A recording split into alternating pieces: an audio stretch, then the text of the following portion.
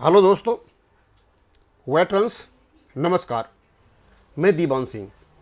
मैं बताना चाहूँगा कि मेरे सामने आईबीए के चेयरमैन साहब का एक पत्र है और आज मैं इस पत्र के माध्यम से चेयरमैन साहब से ही रिक्वेस्ट करूँगा या एड्रेस करूँगा, जो कुछ कहूँगा उनसे ही कहूँगा। ये लेटर है अतुल कुमार गोयल साहब का, chief executive Indian banks association. इन्होंने एक पत्र लिखा, ये पत्र हमने पढ़ा। पत्र को पढ़ने के बाद हमें पता चला कि हम ये सोच रहे थे कि जो बैंक पेंशनर्स के जो इश्यूज हैं अब तक इतने सालों से किसी भी चेयरमैन साहब ने नहीं सुलझाए। हमारी आशा थी कि हमारे मुद्दों को आईबीए के नए चेयरमैन साहब सुनेंगे और सुलझाएंगे और ध्यान भी देंगे। लेकिन यह पत्र पढ़ने के बाद मुझे बड़ा अचंभा हुआ चेयरमैन साहब कि आपने एक भी जगह कहीं भी रिटायर्ड बैंक एम्प्लॉइज या ऑफिसर्स का जिक्र नहीं किया है।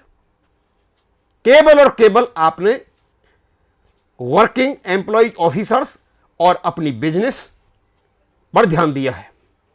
आपका अधिकार है, मोटिवेशन के लिए आप ये कर सकते हो, क्योंकि आप जब हार्ड वर्क करोगे, मोटिवेशन करोगे, तभी बिजनेस के रिजल्ट बाहर निकल करके आएंगे। लेकिन आप आईबीए के अध्यक्ष हो और आईबीए के माध्यम से रिटायर्ड बैंक कर्मचारियों के भी मुद्दे सुने जाते हैं। आप जो यहां बात कर रहे हो, एक ऐसे बात कर रहे हो जैसे एक बैंक का कोई चेयरमैन हो, लेकिन आप आईबीए के चेयरमैन हो। 251 सदस्य वहां पे हैं।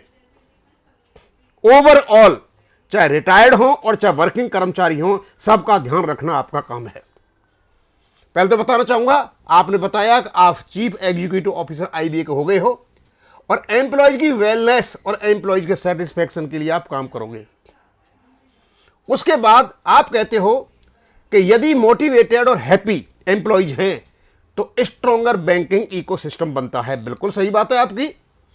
उसके बाद एम्प्लॉयज का वेल बीइंग, आप ट्रेनिंग पर ध्यान दोगे, आप स्किलिंग पर ध्यान दोगे, लीडरशिप डेवलपमेंट पर ध्यान दोगे, ग्रीवेंस एंड कंसर्न जितने भी उनको आप एड्रेस करोगे।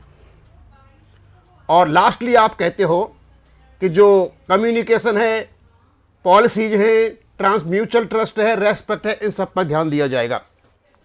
इस सारे लेटर को पढ़ने के बाद चेयरमैन साहब, हमें एक शब्द नहीं मिला कि आप थोड़ा सा मामूली सा तो रिटायर्ड बैंक कर्मचारियों के बारे में कहते हैं।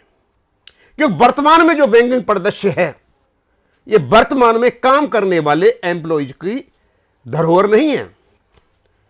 जो काम करके रिटायर्ड हो चुके हैं उनका भी इसमें योगदान है। और वैसे बैंकिंग सिस्टम तो 1863-43 से चला हुआ है।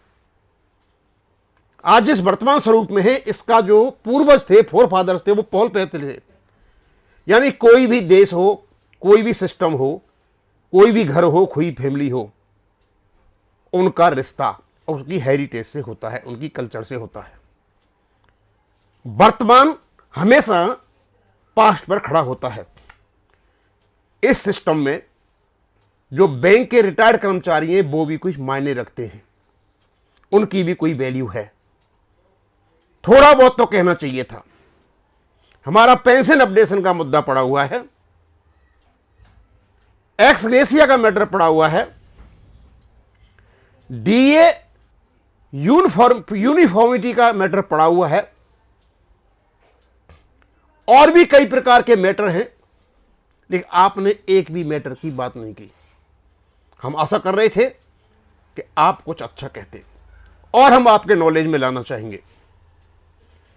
मुझे पता नहीं कि आपका कितना समर्थन था, लेकिन आईबीए और यूएफबी की मीटिंग होती है 13 तारीख को, और यूनिफॉर्म डीए पैटर्न के ऊपर आपके आईबीए के जो प्रतिनिधि थे, हमारे यूएफबी के प्रतिनिधि से यह कहा जाता है कि हम डीए को यूनिफॉर्म कर देंगे, बशर्ते उस कॉस्ट न्यूट्रल होना चाहिए। आपको पता है, आप बहुत पढ़े लिखे हो, आपके प्रतिनिधि जो मीटिंग में गए थे वो भी बहुत पढ़े लिखे हैं कि जब आप डीए पैटर्न नेशनल पैटर्न करोगे तो वो कॉस्ट न्यूट्रल नहीं हो सकता।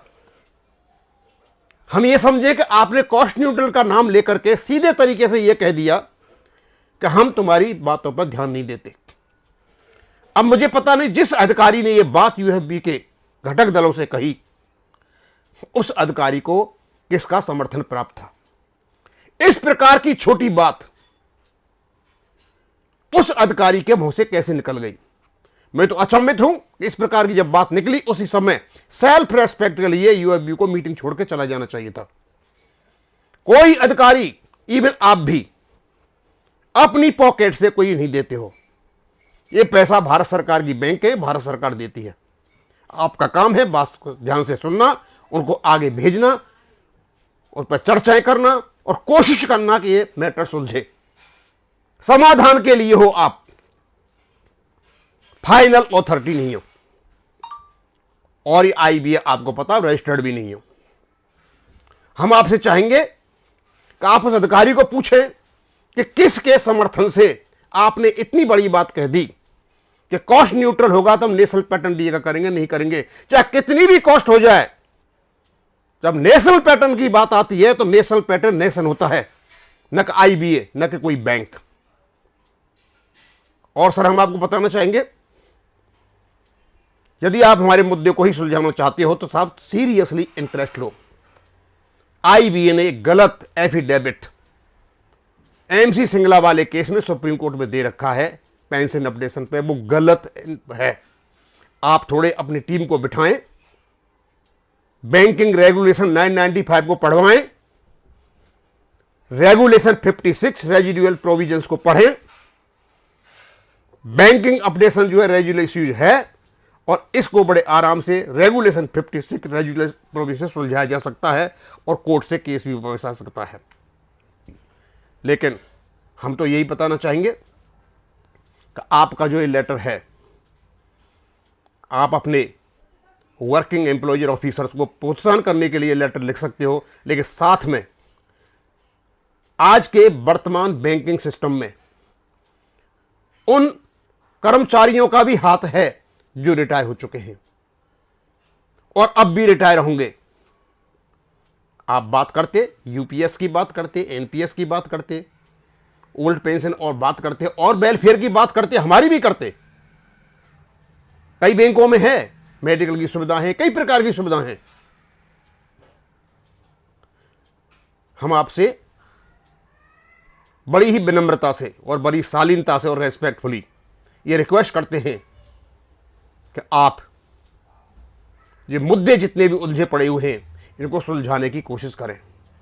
अब तक केवल और केवल मुद्दों को उलझाया गया है और इसमें आईबीए का हाथ नहीं, यूएफबीयू का भी हाथ है, क्योंकि वीकनेस ऑफ जिस लीडरशिप इसका कारण है। पेंशन अपडेशन होगा जब हो जाएगा। हम एक ही देश के वासी हैं, एक ही देश के नेशनलिस्ट हैं, हम सिटीजन एक ही देश के हैं। नेशनल लेवल का डीए पैटर्न बैंक में दो तरीके से सेवारत और सेवा निवृत्त लोगों के लिए नहीं हो सकता सर। यह फंडामेंटल राइट का उल्लंघन है जो आप नहीं कर सकते हो और आप स्टेट नहीं हो। आपके पास सुझाव आया, इस सुझाव को आगे बढ़ाइए आप बैंकों के पास। Nationalise banks, public sector bank states हैं। It is their duty, not the duty of IBA. IBA is only a advisory and recommendatory body. It is not a statutory body, it is not registered. Sir हम आपसे कहना चाहेंगे बड़े ही सम्मान के साथ, आपने लेटर लिखा बहुत अच्छा है, लेकिन आप दूसरों पर भी ध्यान दें। मैं आशा करता हूं ये लेटर आपके पास पहुंच जाएगा और आप इस बात पर ध्यान देंगे। और खास करके हम चाहेंगे उस ऑफिसर का नाम जिसने ये कहा था कि डीए का यूनिफॉर्म पैटर्न हम तब देंगे जब उसमें कोई भी खर्चा नहीं होगा। सर खर्चा होगा, आप रोक नहीं सकते। जैसे ही उसको लागू करोगे बेसिक पे चेंज करने पड़ेंगे। इसे एक छोटे से छोटा बच्चा भी जानता है। अपमान करना बंद करो। और काम करना शुरू करें। ये मेल जोल से, कोलैबोरेशन से, सपोर्ट से, एक दूसरे के प्रोत्साहन से, मोटिवेशन से ये बैंक भी चला करते हैं, काम भी चला करते हैं। और नहीं सीखे तो आप सीखिए कि जो आर्मी के रिटायर्ड लोग हैं उनका कोई लेना देना नहीं है, जो आदमी चले गए लेकिन उनको आज भी इकट्ठे होकर के याद करते हैं, उनके स्मारक बनवाते हैं, पता नहीं क्या क्या करते हैं। और हमारे अफसर भी करते हैं, सरकार भी करती है। आपका भी काम है सर, रिटायर्ड बैंक कर्मचारियों को और ध्यान दें और जो रिटायर्ड बैंक कर्मचारियों के संगठन है उनसे बात करें और समस्याओं को सुलझाने का काम करें। मैं यहीं खत्म करूंगा। थैंक यू, धन्यवाद।